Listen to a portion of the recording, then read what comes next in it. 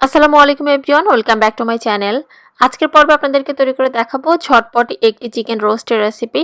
আর আজকের এই রোস্টটা আমি তৈরি করে দেখাবো ব্রয়লারের মুরগি দিয়ে। তো আশা করছি আজকের রেসিপিটা আপনাদের কাছে ভালো লাগবে। আর রেসিপিটি ভালো লাগলে প্লিজ ভিডিওতে একটা লাইক দিতে ভুলবেন না। তো যেহেতু বলেছি যে ব্রয়লারের মুরগি দিয়ে আজকের এই রোস্টটা আমি তৈরি করব, তো এখানে আমি 6 পিসের মতো মুরগির রান এবং থানের যে অংশটা আছে সেটা নিয়ে এসেছি। তো এখানে মুরগির পিসগুলোকে আগে থেকে ভালোভাবে ধুয়ে পানি ঝরিয়ে নিয়েছি। এখন এর মধ্যে কিছু গুঁড়ো মশলা দিব। তো প্রথমে দিয়ে দিচ্ছি এখানে 1 চা চামচ মরিচ গুঁড়ো বা ঝালটা আপনারা আপনাদের স্বাদ অনুযায়ী দিবেন। এরপর দিয়ে দিচ্ছি স্বাদ মতো কিছুটা লবণ। তারপর দিয়ে দিচ্ছি এখানে আদা এবং রসুনের পেস্ট 1 চা চামচের মতো। মশলাটা কিন্তু আমি আবারও দিব। তো যাই হোক, এখন দিয়ে দিচ্ছি 1 চা চামচের মতো লেবুর রস। তো লেবু রসটা দিয়ে দেওয়ার পর এখন সবকিছু একত্রে খুব ভালোভাবে মুরগির মাংসের সঙ্গে একটু উল্টে পাল্টে মিশিয়ে নিচ্ছি। এই মশলাটা দিচ্ছি কারণ এখন এই মশলার সঙ্গে মেখে তারপর আমি মুরগির মাংসগুলোকে একটু হালকাভাবে ভেজে নিব। তো মশলা দিয়ে এখানে মাংসগুলোকে ভালোভাবে মিশিয়ে নেওয়ার পর 5-10 মিনিটের মতো একটু রেস্টে রাখবেন যদি সময় থাকে, আর না থাকলে সরাসরি রান্নাতে চলে গেলেও হবে। তো এখন দিয়ে দিচ্ছি একটা প্যানের ভেতরে 5 থেকে 6 টেবিল চামচের মতো তেল।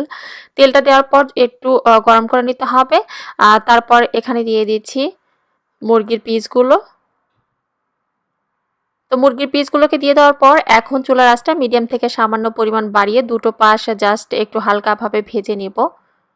খুব বেশি সময় নিয়ে এখানে চুলার আঁচটা বাড়িয়ে ভাজতে হবে না, জাস্ট হালকা ভাবে ভেজে নিলে হবে। কারণ বেশি সময় নিয়ে এটা ভাজলে কিন্তু রোস্টটা খেতে অত বেশি তুলতুলে হবে না, মানে এটা কিন্তু অনেক বেশি শক্ত হয়ে যাবে। তো দুটো পাশ আমি হালকা একটু গোল্ডেন কালার করে আমি ভেজে নিয়েছি মুরগির এই পিসগুলোকে।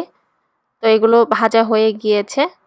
আর ভাজার সময় দেখবেন যে এটা কিন্তু মশলাটা মানে তেলের সঙ্গে দেখা যাবে যে একটু ছিটতে শুরু করে। তো সেই পর্যায়ে এভাবে একটু একটা ঢাকনা দিয়ে একটু এভাবে রেখে দিলে দেখা যাবে যে এটা খুব ইজিলি ভাজা যায় ভাজার সময়।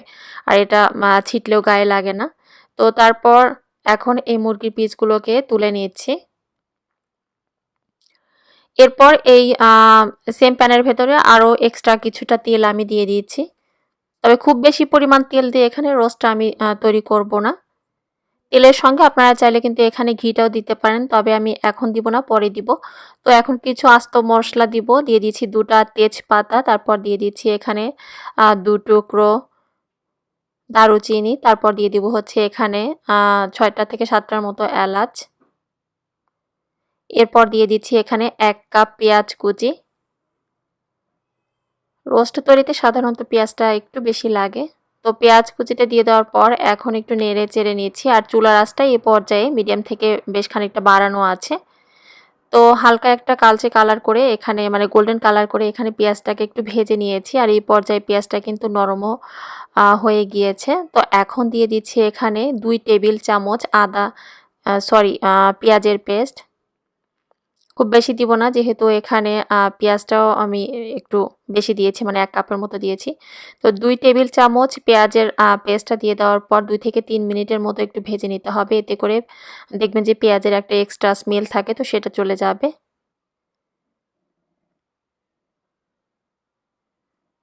তো কিছুক্ষণ এগুলোকে ভেজে নেওয়ার পর এখন দিয়ে দিচ্ছি আদা এবং রসুনের পেস্ট 2 টেবিল চামচ ভরে এখানে দিচ্ছি। আদা রসুনের পেস্টটা দিয়ে দেওয়ার পর আবারও সমস্ত মশলা 2 মিনিটের মতো একটু নেড়েচেড়ে ভেজে নিব।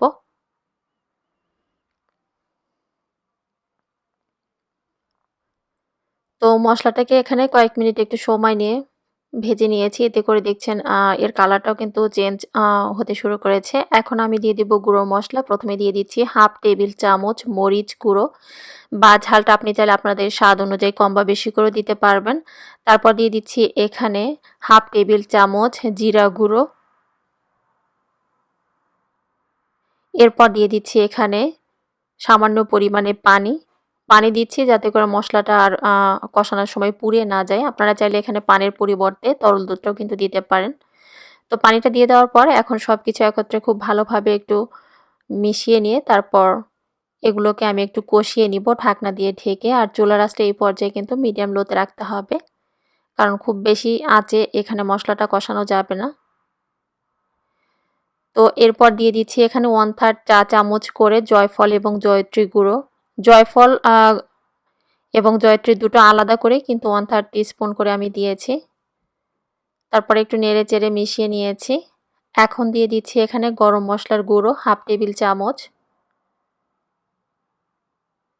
তারপর আবারও সবকিছু একত্রে ভালোভাবে একটু মিশিয়ে নিচ্ছি। চুলার আঁচটা মিডিয়াম থেকে একটু কমানো আছে, যেহেতু মশলাতে মানে একটু ঘন হতে শুরু করেছে সেই জন্য, নাহলে এটা দেখা যাবে যে পুড়ে যাবে।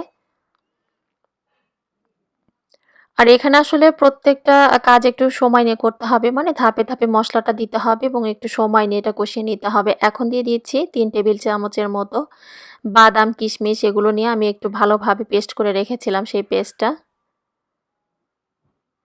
এখানে বাদাম কিশমিশ এবং পেঁয়াজ বেরেস্তা সবকিছু একত্রে আসলে পেস্ট করে নিয়েছিলাম। তো সেটা দিয়ে দেওয়ার পর আবারও একটু নেড়ে চেড়ে মিশিয়ে আরও কিছুক্ষণ সময় নিয়ে একটু চুলার আঁচটা মিডিয়াম লোতে রেখে ভালোভাবে কষিয়ে নিতে হবে। তারপর দিয়ে দিচ্ছি এখানে 3 টেবিল চামচ টক দই।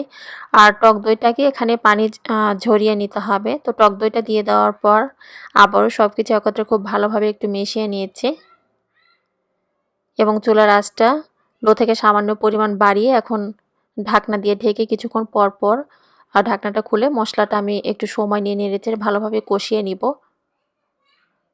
তো টমেটো কেচাপ এখানে দিয়ে দিচ্ছি 1 টেবিল চামচ। তারপর আবারও সবকিছু একত্রে খুব ভালোভাবে একটু মিশিয়ে নিচ্ছি।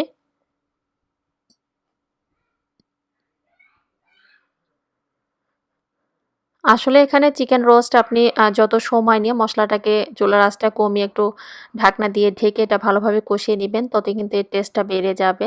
এটা আসলে অনেকটা ডিপেন্ড করে আসলে আপনি কতটা সময় নিয়ে মশলাটাকে ভালোভাবে কষিয়ে নিচ্ছেন তার উপরে। একটু সময় নিয়ে ভালোভাবে কষানোর একটা পর্যায়ে দেখবেন যে মশলা থেকে তেলটা ভেসে উঠবে। তো সেই পর্যায়ে বুঝতে হবে যে মশলাটা ভালোভাবে কষানো হয়ে গিয়েছে। এরপর যে মুরগির পিসগুলোকে আগে থেকে ভালোভাবে একটু আমি হালকাভাবে একটু ভেজে রেখেছিলাম সেগুলো দিয়ে দিচ্ছি। এখন এই মশলার সঙ্গে মুরগির পিসগুলোকে ভালোভাবে একটু নেড়েচেড়ে ভেজে নিব। তো তার আগে দিয়ে দিচ্ছি এখানে স্বাদ মতো কিছুটা লবণ। লবণটা কিন্তু একটু বুঝে দিতে হবে।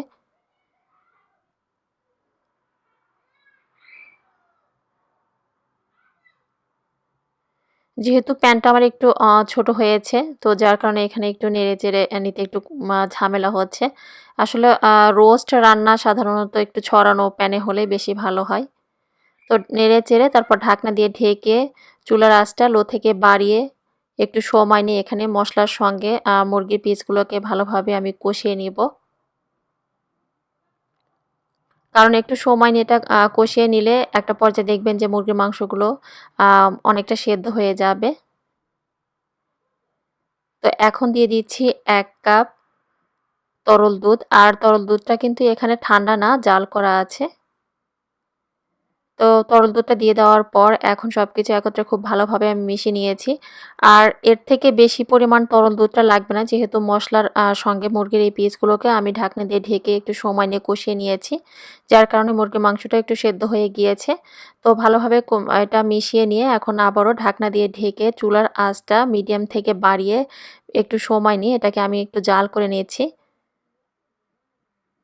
তো মুরগির মাংসটা যখন দেখবেন যে খুব ভালোভাবে সেদ্ধ হয়ে গিয়েছে এবং রোস্টের গ্রেভিটাও আপনার কাঙ্ক্ষিত পর্যায়ে চলে এসেছে, তো সেই পর্যায়ে এখানে বাকি যে উপকরণগুলো আছে সেগুলোকে দিতে হবে।